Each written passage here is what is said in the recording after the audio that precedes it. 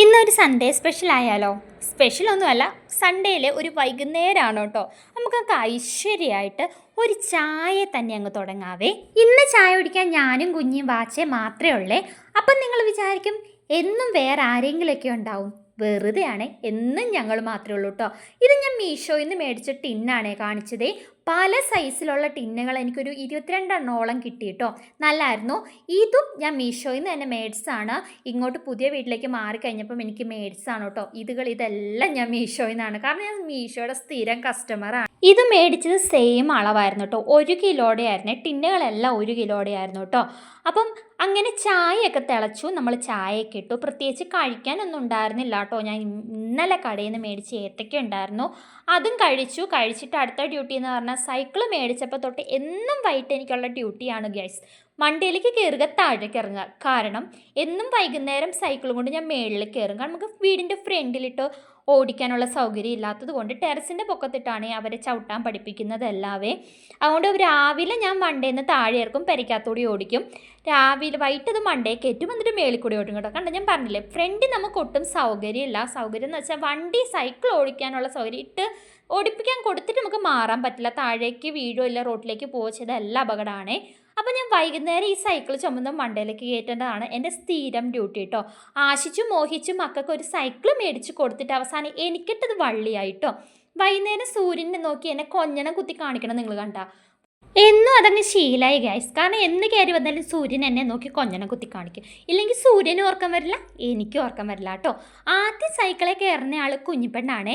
അവൾക്ക് കാലെത്തത്തേ ഇല്ല, എങ്കിലും അവൾ മാക്സിമം നോക്കും. പണ്ടൊക്കെ നമുക്കൊരു കാര്യം ചെയ്യാൻ പറ്റിയില്ലെങ്കിൽ അരിശം വന്നിട്ട് നമുക്ക് എറിഞ്ഞിട്ട് പോവില്ലായിരുന്നു. പിന്നെ നമ്മൾ ആ വഴിയിലേക്ക് തിരിഞ്ഞു നോക്കില്ലല്ലോ. ഞാൻ അങ്ങനെയായിരുന്നു കേട്ടോ. പക്ഷെ നമ്മുടെ ഇപ്പോഴത്തെ മക്കളൊക്കെ ഒത്തിരി മാറിപ്പോയില്ലേ.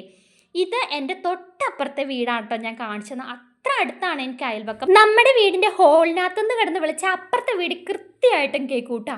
പിന്നെ സൈക്കിളിൻ്റെ പുറകെ ആയിരുന്നു പിന്നത്തെ പരിപാടി. ഞാൻ എപ്പോൾ ഇവർക്ക് സൈക്കിൾ ഓടിക്കാൻ സമയം കൊടുത്താലും സമയം വെച്ചേ കൊടുക്കുള്ളൂ കേട്ടോ. 10 മിനിറ്റ് വെച്ചേ കൊടുക്കുള്ളൂ. കാരണം ഇല്ലെങ്കിൽ ആ സെക്കൻഡ് അടിയാവേ. ചേച്ചിപ്പെണ്ണ് മാക്സിമം തള്ളി മടുത്തിട്ടാന്ന് തോന്നുന്നു അവസാനം എന്നെ തന്നെ വിളിച്ചു. കാരണം അവൾ ഒരു ലിമിറ്റ് കൂടുതൽ അവൾക്ക് ചവിട്ടാൻ ഒന്നാമത്തെ കാലത്തില്ല. അതുകൊണ്ട് എന്നോട് പറയും, അമ്മയെ തള്ളാൻ പറഞ്ഞ കുഞ്ഞിപ്പെണ്ണിന് എപ്പോഴും ഞാൻ തള്ളിക്കൊടുക്കും, ഇല്ലെങ്കിൽ കൈയൊക്കെ അപ്പടി വേനെടുക്കും കേട്ടോ. 10 മിനിറ്റ് വെച്ച് അവർക്ക് സൈക്കിൾ ചവിട്ടാൻ കൊടുത്തു. ഞാൻ പിന്നെ നേരെ താഴേക്ക് ഇറങ്ങി. എന്നും സന്ധ്യ ആവുന്നിടം വരെ ഇരിക്കുന്നതാണ്. പക്ഷെ ഇന്ന് ഒത്തിരി നേരം നിന്നില്ല കേട്ടോ. താഴെ ഇറങ്ങി. ഒത്തിരി ചെടിയൊന്നുമില്ല, നമുക്ക് കുറച്ച് ചെടി മാത്രമേ ഉള്ളൂ. ഉള്ളത് ഓണം പോലെ, ഉള്ളത് നന്നായിട്ട് നോക്കണമല്ലോ. അപ്പം എന്നും ചെടി നനയ്ക്കണേ ആള് വാച്ചിയാണ് കേട്ടോ. അവളുടെ സ്ഥിരം ഡ്യൂട്ടിയാണ്. അവൾക്ക് ഇഷ്ടമാണ്, കാരണം വെള്ളത്തിക്കളി ഭയങ്കര ഇഷ്ടമാണ് കേട്ടോ. അപ്പം തന്നെ അനിയൻ വീട്ടിൽ നിന്ന് വന്നു. മേളി തറവാട്ടിൽ നിന്ന് ചക്ക കൊണ്ടുവന്നായിരുന്നു. അമ്മ എന്നെ വിളിച്ച് ചോദിച്ചിട്ടുണ്ടായിരുന്നു, കൊച്ചേ ചക്കയുണ്ട്, നിനക്ക് വേണോ? അപ്പം നമുക്ക് ചക്ക കിട്ടാൻ ഇവിടെ സമയമായിട്ടില്ല. അതുകൊണ്ട് അമ്മ കിട്ടുമ്പോൾ മേളിൽ നിന്ന് ഉണ്ടാക്കി കൊടുത്തു, അനിയൻ്റെ കൊടുത്തു വിടും കേട്ടോ. ഇവിടെ ഞങ്ങൾക്കൊക്കെ കഴിക്കുക ഇഷ്ടമാണ്. അത് ഒത്തിരി കഴിക്കില്ലെങ്കിൽ വല്ല കാലത്തും കിട്ടുമ്പോൾ നമുക്കതൊരു നിധി കിട്ടുന്ന പോലെയല്ലേ. അങ്ങനെ അവൾ ആ വഴിക്ക് പോയി. പൈപ്പ് എൻ്റെ കിട്ടി കേട്ടോ. ഇപ്പം വെള്ളത്തിക്കളി പണ്ടേ നമുക്ക് ഇഷ്ടമാണ്, നമ്മുടെ മക്കൾക്ക് ഇഷ്ടമായത് കൊണ്ട് ഞാൻ പൈപ്പിൽ ഓസ് നനച്ചുകൊണ്ടിരുന്ന സമയത്ത് അവൾ മുഖം കൊണ്ട് ഇടയെ വന്നേ. ഞാൻ അങ്ങനത്തെ വെള്ളത്തിക്കളി കളിക്കാൻ സമയം കൊടുക്കുന്നൊരു വ്യക്തിയല്ല, അനുവാദം കൊടുക്കുന്നൊരു വ്യക്തിയല്ല. പക്ഷെ ഇന്ന് എനിക്കെന്തോ രസം തോന്നി, അവളുടെ ഒപ്പം കളിക്കാൻ തോന്നിയിട്ടാ. ഓൺ ചെയ്ത പൈപ്പിൻ്റെ ഇടയിലേക്ക് അവൾ മുഖം കൊണ്ട് വന്നപ്പോൾ അവളുടെ ദേഹം നൈസായിട്ട് ഞാൻ നനച്ചു വിട്ടേ. അതപ്പോൾ അവൾക്ക് ഒന്നുകൂടി കളിയായി. കാരണം പിള്ളേർക്ക് വെള്ളത്തിൽ കിട്ടുന്ന അവസരം ഒരു മാക്സിമം ഒഴിവാക്കില്ലല്ലോ. അത് ജന്മനെ അങ്ങനെയാണ്, നമ്മളും അങ്ങനെയൊക്കെ തന്നെ ആയിരുന്നല്ലോ. അതുകൊണ്ട് ഇന്ന് എന്തായാലും കുറച്ച് നേരം അവളുടെ വെള്ളത്തിൽ കളിക്കാൻ വേണ്ടി തന്നെയായിരുന്നു പ്ലാൻ മുഴുവനും. എന്തായാലും കുറച്ച് നേരം കളിച്ചു. കുഞ്ഞിപ്പെണ്ണ് പക്ഷേ വലിയ വെള്ളത്തിൽ കളിയും കാര്യങ്ങളായിട്ടൊന്നും വന്നില്ല കേട്ടോ. അവൾ സിറ്റൗട്ടിൽ മര്യാദയ്ക്ക് ഇരിക്കുമായിരുന്നു. എന്താണെന്നറിയില്ല, സാധാരണ വെള്ളത്തിൽ കളി വരുമ്പോൾ അവളാണ് മാക്സിമം നമ്മുടെ കൂടെ കളിക്കാൻ വേണ്ടി ചാടാറ്. വെള്ളത്തിൽ കളി ഇഷ്ടമാണ്, അതെന്താണെന്നറിയില്ല, സാധാരണ അവൾ ചാടാറുള്ളൊരു വ്യക്തിയാണ്. ഇത്തവണ കുഞ്ഞിപ്പെണ്ണിന് പകരം വാച്ചേനെയായിരുന്നു മുഴുവൻ നനച്ച. അവൾ മാക്സിമം അവസരം മുതലെടുത്തു കേട്ടോ. മാക്സിമം ദേഹം മുഴുവൻ നനച്ച, അവൾ ഉടുപ്പും മുഖവും എല്ലാം നനച്ചു കേട്ടോ. കോളമാക്കി. എന്താണെന്നറിയില്ല, ഇന്ന് എനിക്കും എന്തോ നല്ല മൂടായിരുന്നു. പണ്ടത്തെ കാരണവന്മാർ പറയുന്നുള്ള വലത്തോട്ടാണോ ഇടത്തോട്ടാണോ എഴുന്നേറ്റെന്ന് ചോദിച്ചാൽ ഇന്ന് ഞാൻ ഇടത്തോട്ടാണ്ടല്ല വലത്തോട്ടാണ് കേട്ടോ എഴുന്നേറ്റ്. അതായിരുന്നു എൻ്റെ മൂഡ് ഇന്ന് നല്ലതായിരുന്നേ. എൻ്റെ രാവിലെ എഴുന്നേൽക്കുന്ന മൂഡ് പോലെ ഇരിക്കും അന്നത്തെ ദിവസം മുഴുവൻ കേട്ടോ. ദേഹം മുഴുവൻ നനഞ്ഞ് വന്നതിന് കൊതി കുത്തി എൻ്റെ അടുത്ത് പരാതിയായിട്ട് വരുന്നതാണ്. അമ്മ എൻ്റെ ദേഹം മുഴുവൻ നനച്ചു എന്നും പറഞ്ഞ് വന്ന വരവാ. നനഞ്ഞ് കോഴി ഇരിക്കുന്ന പോലെ എൻ്റെ കൊച്ചു മുറ്റത്ത് നിൽക്കണുണ്ടോ. ഞാൻ പറഞ്ഞു വേറൊന്നും നോക്കണ്ട, ഇനി നേരെ നീ പോയി കുളിച്ചോടി എന്ന് പറഞ്ഞു. ശരി അമ്മേ, ഞാൻ ഷവറിലേ കുളിക്കുള്ളൂ എന്നും പറഞ്ഞ് നിൽക്കണം നിപ്പാണ്.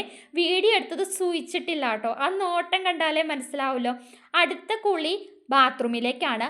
കുളി കഴിഞ്ഞ ഉടനെ ഞാൻ ഒത്തിരി ദേഹം അവർക്ക് നനച്ച് വയ്ക്കാൻ പറ്റില്ല, കാരണം കഫക്കെട്ട് വിഷയമുള്ളതുകൊണ്ട് പെട്ടെന്ന് പ്രശ്നമാവുന്ന ഒരു എനിത്തിപ്പെട്ടതാണ്.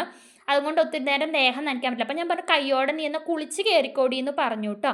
കുളിയെല്ലാം കഴിഞ്ഞിട്ട് വരുമ്പോഴത്തേനും പിള്ളേരൊന്ന് പെട്ടെന്ന് രാത്രി ആകുന്നതിനിപ്പം കുളിച്ചിറങ്ങിയില്ലെങ്കിൽ ഒന്ന് കഫക്കെട്ട് പെട്ടെന്ന് ഇവർക്ക് കയറും. കഫക്കെട്ട് കയറിക്കഴിഞ്ഞാൽ വീട്ടിലുള്ള മുഴുവൻ പേർക്ക് പണിയാണ്. കാരണം എനിക്ക് എങ്ങനെ വന്നാലും എല്ലാ മാസവും പിള്ളേർക്ക് കഫക്കെട്ട് ഉണ്ടാവും കേട്ടോ. കുളിയെല്ലാം കഴിഞ്ഞ് പിള്ളേർ ഓക്കെ ആയപ്പോഴത്തേനും അതിന് മുമ്പായിട്ട് പപ്പായും അമ്മയൊക്കെ ജസ്റ്റ് വന്നിട്ടുണ്ടായിരുന്നു കേട്ടോ. അനിയൻ പുറത്തുണ്ടായിരുന്നു. ആ കുളി കഴിഞ്ഞ് വന്നപ്പം ചെറിയ തോതിലൊരു വിശപ്പുണ്ടായിരുന്നു. കുളി കഴിഞ്ഞ് ഇറങ്ങിയതിൻ്റെ കണ്ണാടിയുടെ ഫ്രണ്ടിൽ കാണിക്കുന്ന ഷോയാണ് കേട്ടോ. അത് മിക്കപ്പോഴും തന്നെയുണ്ട്. എന്നിട്ട് അനിയൻ വീടിൻ്റെ ഫ്രണ്ടിലുള്ളത് കൊണ്ട് അവർ പുറത്തേക്ക് ഇറങ്ങി കേട്ടോ. കളിക്കാനും കാര്യങ്ങൾക്കൊക്കെ ആയിട്ട് പുറത്തേക്ക് ഇറങ്ങിയേ. അപ്പം ഞാൻ പിന്നെ എന്നാൽ കുളിക്കാമെന്ന് ഓർത്തു.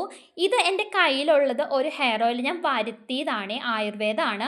ഇത് ഞാൻ ഉപയോഗിച്ചിട്ട് എനിക്ക് ഫലം ഉണ്ടെങ്കിൽ ഞാനത് ഏത് ഓയിലാണ് എങ്ങനെ കിട്ടുന്നത് എന്ന് ഞാൻ പറയാവേ.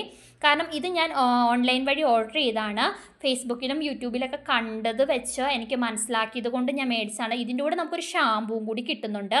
ഹെയർ ഫോളിന് എല്ലാം ഡാൻഡ്രഫ്, ഹെയർ ഫോള് എല്ലാത്തിനും അകാലനരക്കെല്ലാം നല്ല എന്നാണ് പറയുന്നത്. അതുപോലെ പക്ഷേ ഇത് ഞാൻ ഉപയോഗിച്ച് കഴിഞ്ഞപ്പോൾ എനിക്ക് 1-2 ആഴ്ചയോളം ഏകദേശം ഒരു മാറ്റം ഉണ്ടായിരുന്നു. എൻ്റെ ഹെയറിന് നല്ല മുടി കൊഴിച്ചിലുണ്ടായിരുന്നു. അത് കുറച്ചൊക്കെ മാറ്റം വന്നു കേട്ടോ. പിന്നെ ഇത് ഉപയോഗിച്ച് കഴിഞ്ഞ് കണ്ടിന്യൂസ് ആയിട്ട് ഉപയോഗിക്കണോ വേണ്ടിയോ അത് കുറച്ച് നാൾ നിർത്തി കഴിയുമ്പോൾ എന്തായിരിക്കും ഇതിൻ്റെ അവസ്ഥ എന്നൊക്കെ അറിഞ്ഞിട്ട് ഞാൻ ഇത് നിങ്ങൾക്ക് ഞാൻ പറഞ്ഞുതരാം. ഏതാണ്, എങ്ങനെ കിട്ടിയതാണ്, എവിടെ നിന്നാണ്, ഇന്ന് എന്തൊക്കെ എനിക്ക് പ്രയോജനപ്പെട്ടു എന്നൊക്കെ ഞാൻ പറയാം കേട്ടോ.